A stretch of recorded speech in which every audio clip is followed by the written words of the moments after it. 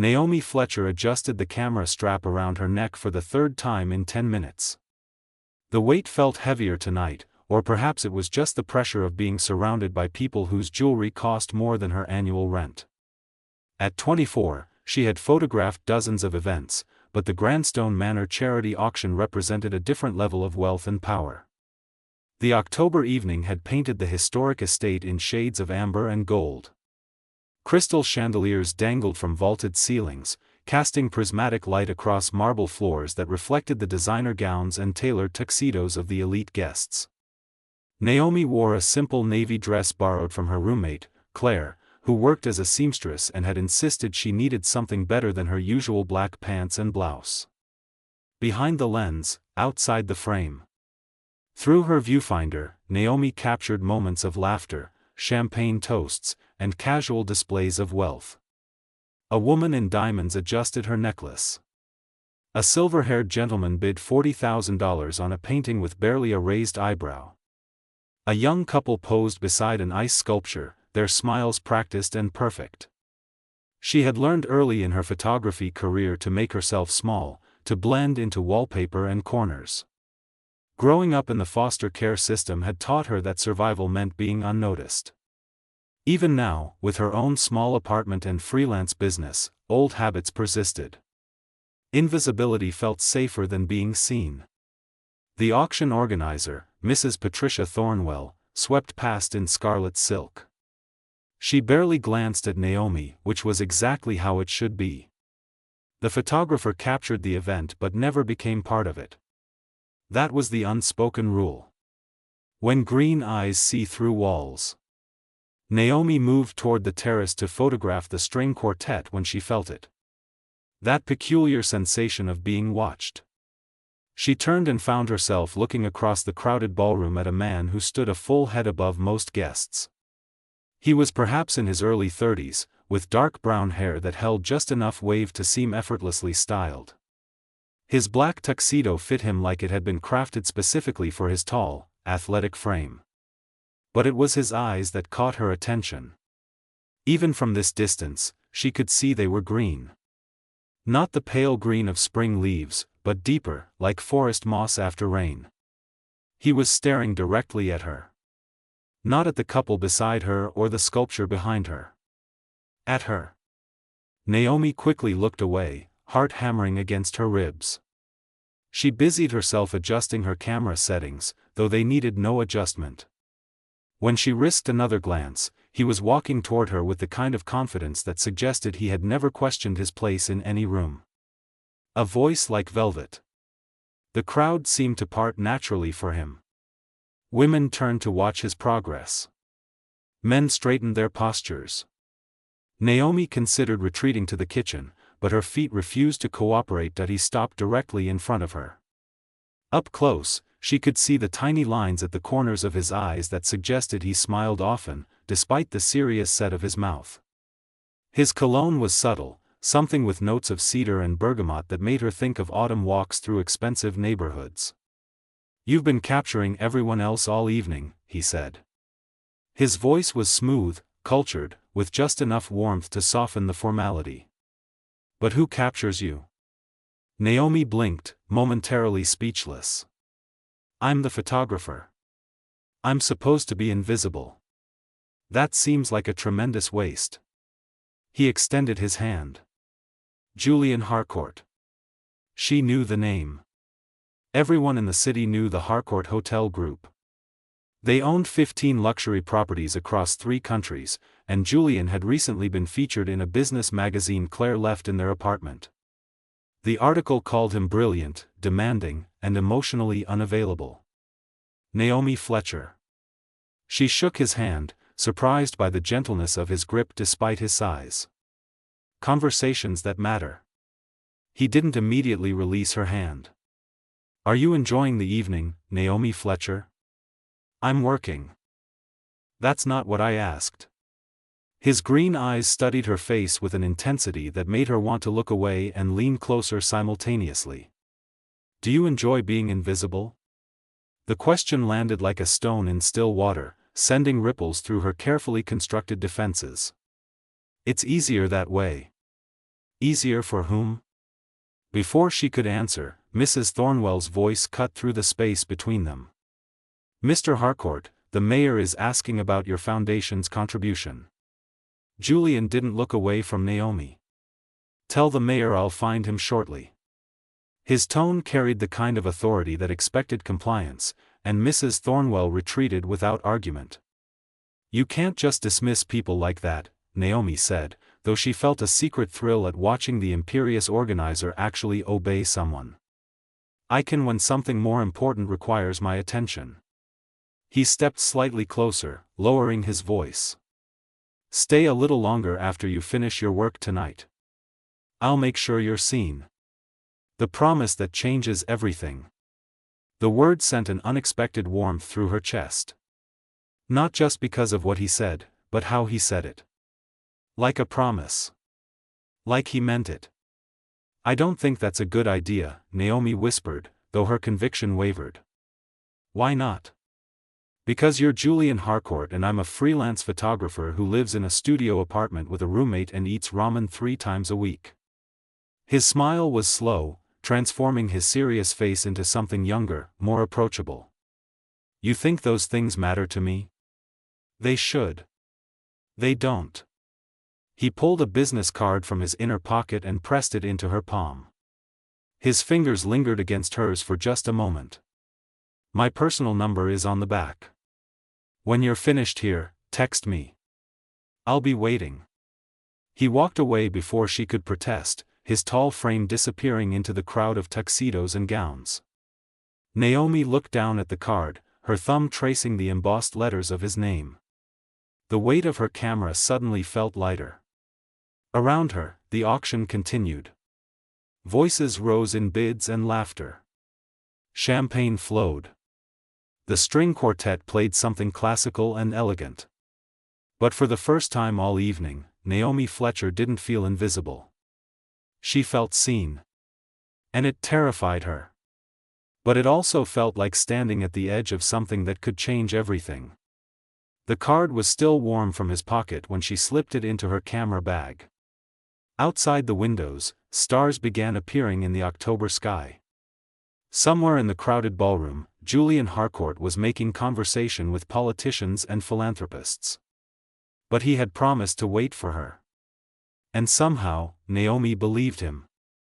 Sometimes the most dangerous promises are the ones that sound like hope. The first message arrived at 7:15 the next morning, just as Naomi was pouring her second cup of discount coffee. Her phone buzzed against the kitchen counter, and she nearly dropped her mug when she saw the name. Julian Harcourt. Good morning. I hope you made it home safely last night. I realized I never asked. Naomi stared at the screen. Men like Julian didn't send good morning texts to girls like her. They moved on to the next charity gala, the next business deal, the next beautiful woman in a designer gown. Yet here was evidence that contradicted everything she assumed. Her fingers hovered over the keyboard. Claire emerged from their shared bedroom, still in pajamas, her auburn hair a wild mess. She peered over Naomi's shoulder and gasped. Is that the Julian Harcourt? From last night? The one you said looked at you like you were the only person in the room? I didn't say that exactly, Naomi protested weakly. You absolutely did. At 1 in the morning when you came home walking on air.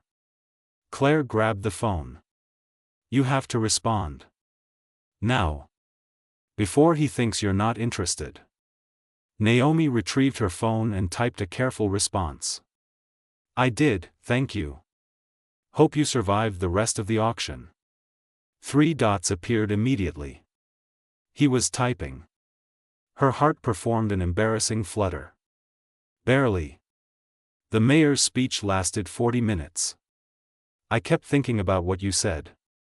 About being invisible. Coffee and confessions. By the 3rd day, their texts had evolved from polite exchanges to genuine conversations. Julian asked about her photography, her childhood, her dreams. She learned he woke at 5:30 every morning, hated formal dinners despite attending dozens yearly, and had a younger sister studying architecture in Boston. On Thursday afternoon, her phone rang instead of chiming with a text. Julian's name appeared on the screen, and Naomi's palms went damp. "Hello? Naomi." His voice sounded even better over the phone than in person. "Are you free for coffee tomorrow morning? There's a small place near the harbor I think you'd appreciate." She should have said no. Should have protected herself from the inevitable heartbreak when he realized she didn't fit into his world. Instead, she heard herself say, "What time?" The Harbor Café Discovery. The Harborside Café occupied a narrow brick building that looked like it had stood for a century. Inside, mismatched chairs surrounded wooden tables scarred with decades of use. The smell of fresh bread and dark roast coffee filled the air. It was nothing like the sleek, modern establishments Naomi imagined Julian frequented. He was already there when she arrived, sitting by the window in jeans and a gray sweater that made his green eyes even more striking. He stood when he saw her, that slow smile transforming his face. "You look surprised," he said as she approached. "I expected somewhere more formal. This is my favorite place in the city. My sister discovered it when she was visiting last year." He pulled out her chair. "The owner, Mrs. Chen, makes the best apple turnovers you'll ever taste." They talked for 2 hours. Julian asked about her time in foster care, and Naomi found herself sharing stories she rarely told anyone. Moving between 6 different homes before aging out of the system at 18. Using the small inheritance from a foster mother who had actually cared to put herself through community college. Building her photography business one wedding and event at a time. "You built something from nothing," Julian said quietly. "That's rare. Most people in my world inherit their opportunities." "Your world?" He gestured vaguely. "Wealth. Privilege. I was born into the hotel business. My father started with one property, and I expanded it. But I never had to wonder where my next meal came from. I never had to prove I deserved to exist." Walls around a wounded heart. The conversation shifted when Naomi asked about his family. Julian's expression tightened almost imperceptibly. "My parents are good people. They built something meaningful and raised us to understand responsibility." He paused, stirring his coffee though he took it black. "But they also taught me that business comes first. Emotions are liabilities. Attachments make you vulnerable." "That sounds lonely." It was practical. His green eyes met hers. "Until recently, I agreed with them."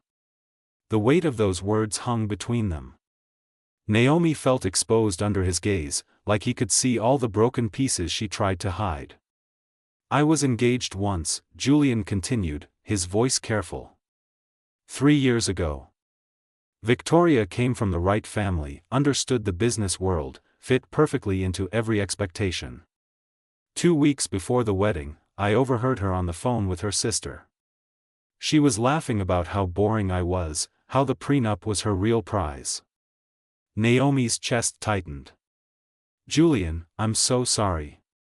"Don't be." She did me a favor. Showed me that most people see the Harcourt name and bank account, not the person. He reached across the table, his fingers brushing hers. "You looked at me that night at the auction like I was just a man. Not a business empire. Just Julian. When doubt wears expensive suits." Their coffee meetings became regular occurrences. Twice a week, then 3 times. Julian showed her parts of the city she had never explored.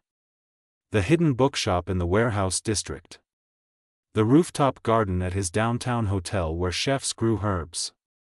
The pier at sunset where fishermen still brought their daily catches, but reality intruded during their 4th week of knowing each other. Naomi arrived at the Harborside Café to find a man in an expensive charcoal suit sitting with Julian. Their conversation looked intense, and when Julian saw her, something flickered across his face. Concern, maybe, or warning. The man turned. He was perhaps 40, with silver threading through dark hair and eyes that assessed Naomi like a balance sheet. "This must be the photographer," he said, not unkindly but not warmly either. "Robert Ashford. I'm Julian's business partner and oldest friend." Naomi shook his offered hand, feeling suddenly conscious of her thrifted jacket and worn camera bag. "Robert was just leaving," Julian said firmly. "Actually, I think Miss Fletcher should hear this." Robert's smile didn't reach his eyes. "Julian, you're being profiled in Business Today next month. They'll dig into your personal life. Dating someone from such a different background will raise questions. About judgment. About motivations." "Robert." Julian's voice carried a warning edge. "I'm protecting you. That's my job." Robert turned to Naomi. "I'm sure you're a lovely person. But you must understand the scrutiny that comes with being associated with the Harcourt name. The assumptions people will make about why you're together. Choosing her over expectations." Naomi felt heat rise in her cheeks, that familiar shame from childhood. Not good enough. Not worthy. Out of place. That's enough. Julian stood, his full height impressive even in the small cafe. "Robert, you're my partner, not my keeper. And you're certainly not qualified to judge who belongs in my life. I'm trying to save you from another mistake like Victoria." "Naomi is nothing like Victoria." Julian's voice was cold steel. "Victoria wanted what I could give her. Naomi doesn't want anything except to be treated like a human being. Which is apparently more than some people in my life can manage." Robert's jaw tightened. "You're making this personal." "It is personal. She's personal." Julian moved to stand beside Naomi's chair, his hand settling gently on her shoulder. "And if you can't respect that, we'll need to reconsider our partnership." The silence stretched taut. Finally, Robert stood, buttoning his suit jacket. "I hope you know what you're doing." He left without another word. Naomi's hands trembled in her lap. Maybe he's right. Maybe this is too complicated. Julian knelt beside her chair so they were eye level. "Look at me." When she did, his green eyes were fierce. "I've spent my entire adult life meeting expectations.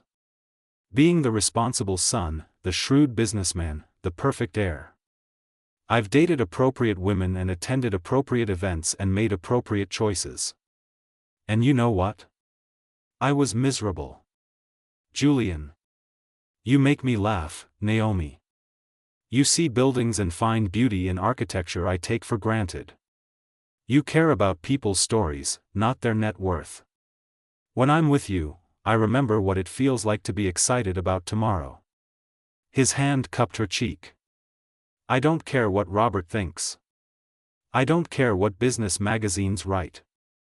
I care about you. If that makes me inappropriate, so be it. The answer that matters." Tears pricked Naomi's eyes. "I grew up being told I wasn't enough. That I was a burden, a problem to be solved. I don't know if I can handle your world thinking the same thing about me. Then we'll build our own world." Julian's thumb brushed away a tear that escaped. "One where the only opinions that matter are ours. Where your past makes you strong, not inadequate. Where I get to be just Julian, and you get to be just Naomi." She laughed through her tears. "Just Naomi who lives with a roommate and eats ramen. Just Naomi who built a business from nothing and sees people's hearts through her camera lens." He smiled. "Just Naomi who makes me want to be someone worthy of her trust." The cafe around them continued its morning rhythm. Mrs. Chen refilled coffee mugs. Other customers read newspapers and tapped on laptops. Outside the window, harbor boats rocked gently in their slips. But in that moment, Naomi Fletcher made a choice. She could protect herself by walking away, or she could risk everything for something real. She leaned forward and kissed him. Softly at first, then deeper when his hand slid into her hair and pulled her closer. He tasted like coffee and promise, and when they finally broke apart, his smile was radiant. "Does this mean you're staying?" he whispered against her lips. "For now," she whispered back. "As long as you keep seeing just me." "Always," he promised. "Only you." 3 weeks had passed since the gala. 3 weeks that felt like 3 years' worth of connection. And Naomi realized that sometimes the bravest thing you can do is let yourself be seen. Even when it terrifies you. Especially then, spring had transformed the city into a canvas of cherry blossoms and longer daylight hours. Naomi stood in her new studio apartment, the one she could finally afford thanks to her growing photography business, and smiled at the framed picture on her desk. Julian had taken it during one of their weekend walks through the botanical gardens. She was laughing at something he said, her camera hanging forgotten around her neck, her guard completely down. 6 months had passed since that morning in the harborside cafe when Julian chose her over expectations. 6 months of learning that love wasn't always dramatic declarations and grand gestures. Sometimes it was Julian bringing her favorite pastries when she worked late editing photos. Sometimes it was her surprising him at his office with homemade lunch when his meetings ran through dinner. Sometimes it was simply existing together in comfortable silence, his head in her lap while she edited on her laptop and he reviewed contracts. But it hadn't been easy. The outside world had opinions about their relationship, and those opinions arrived in newspaper gossip columns, social media comments, and pointed questions from journalists covering Julian's business ventures. When his mother arrived. The turning point came on a Tuesday afternoon in April. Naomi was organizing her portfolio for a potential gallery showing when her phone rang. Julian's name appeared, but his tone carried an unusual tension. "My mother is in town. She wants to meet you. Tonight." Naomi's stomach dropped. "Tonight?" "Julian, I have nothing appropriate to wear for meeting Catherine Harcourt." "Wear anything. You always look beautiful." He paused. "But Naomi, I need to warn you. My mother is protective. She's going to test you, push boundaries, try to determine if you're genuine or opportunistic." "That's comforting," Naomi muttered. "I'll be right there beside you. She can't make me stop loving you, no matter what she thinks." The words still made her heart skip. Julian said he loved her easily now, like it was the most natural thing in the world. She had taken longer to say it back, afraid that speaking the words would somehow jinx their happiness. When she finally did, 3 months into their relationship, he had pulled her close and whispered that he would wait forever to hear those 3 syllables from her lips. Dinner at the Harcourt estate. The Harcourt family estate sat on 12 acres north of the city, a sprawling mansion that looked like it belonged in a historical drama. Naomi's hands shook slightly as Julian's car wound up the long driveway lined with ancient oak trees. "Breathe," he said gently, lacing his fingers through hers. "Remember, you've survived foster care, built a business from nothing, and put up with Robert's nonsense for months. You can handle one dinner with my mother." Catherine Harcourt waited in the formal living room, a striking woman in her late 50s with Julian's green eyes and perfectly styled silver hair. She wore a cream silk blouse and tailored pants that probably cost more than Naomi's monthly rent. Everything about her screamed old money and refined taste. "Mother, this is Naomi Fletcher." Julian's hand remained firmly on Naomi's lower back, a steady anchor. "Miss Fletcher." Catherine's handshake was brief, her assessment thorough. "Julian speaks of you constantly. I thought it was time we met." Dinner was served in a dining room that could seat 20. Just the 3 of them at one end of a massive mahogany table felt absurd. Catherine asked polite questions about Naomi's work, her education, her family background. Each question felt like a small test, and Naomi answered honestly, refusing to embellish or hide her past. "So you grew up in the foster system," Catherine said, her tone neutral. "That must have been difficult." "It taught me resilience," Naomi replied. "And gratitude for what I have now." And what do you have now? The question was pointed. Julian set down his fork. Mother. It's okay. Naomi met Catherine's gaze directly. Mrs. Harcourt, I know what you're asking. You want to know if I'm with Julian for his money or his name. The answer is no. I'm with him because he makes me laugh. Because he sees me as complete, not broken. Because when I'm with him, I feel like I finally found where I belong. The mother's verdict.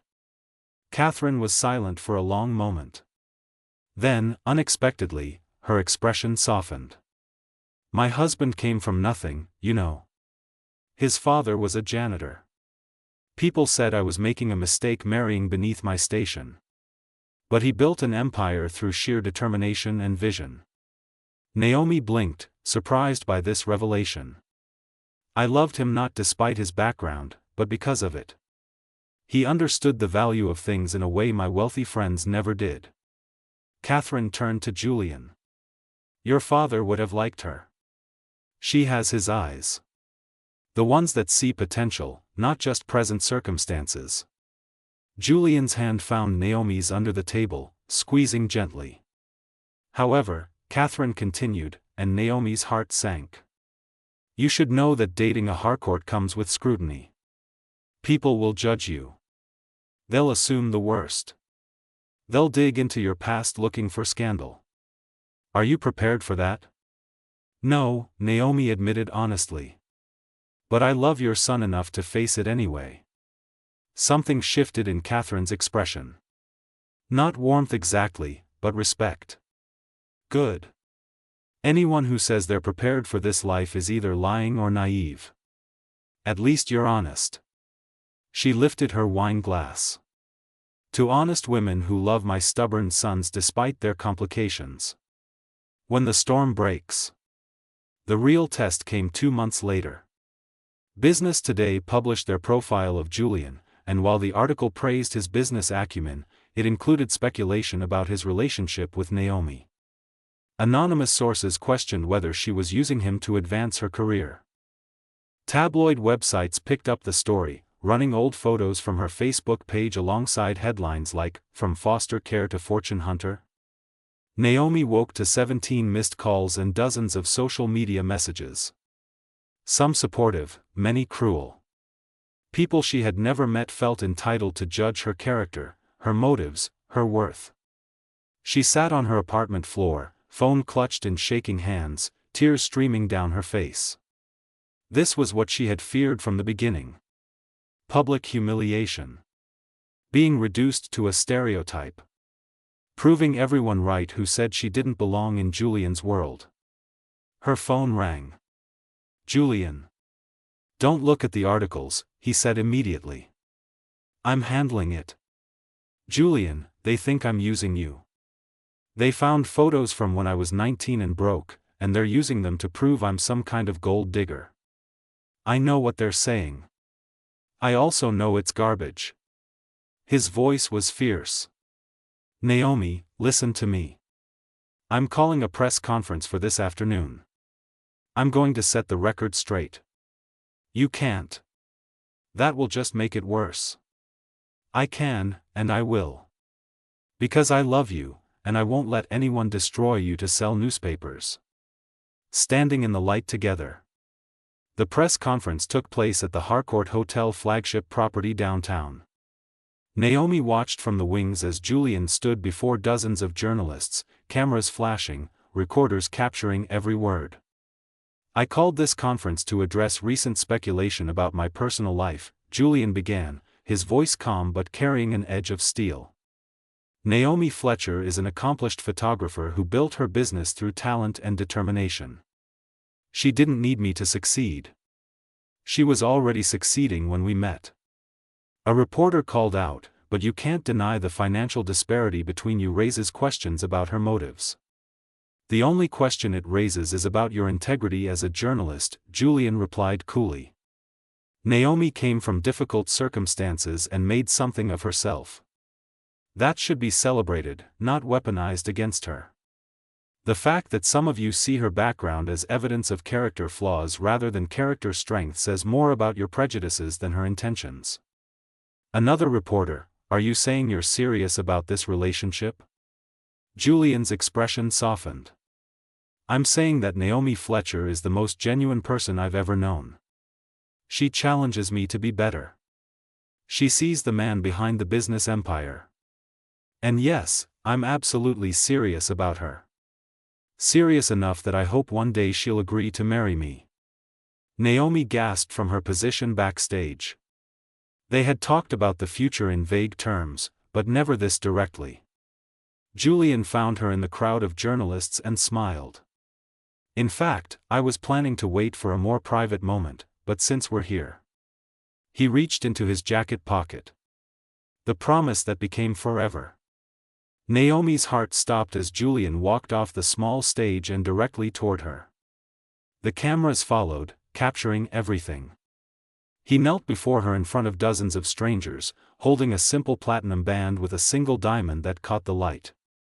"This isn't how I planned to do this," he said, his green eyes locked on hers. "I had a whole romantic evening arranged at Grandstone Manor where we met. But I realized that's not us. We don't perform for audiences. We just live our truth." Tears blurred Naomi's vision.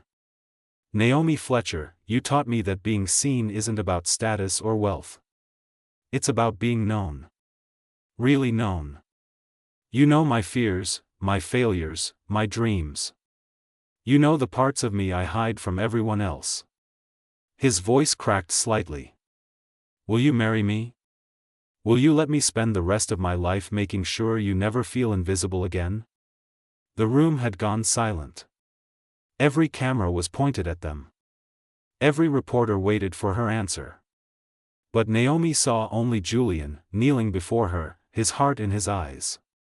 "Yes," she whispered, then louder, "yes." He slipped the ring on her finger and stood, pulling her into his arms. The room erupted in camera flashes and questions, but Julian kissed her like they were the only two people in the world. Epilogue, 6 months later. The wedding took place at Grandstone Manor on an October evening exactly 1 year after they met. Catherine Harcourt cried during the ceremony. Robert Ashford gave a surprisingly heartfelt toast about being wrong and learning that sometimes the heart knows better than the spreadsheet.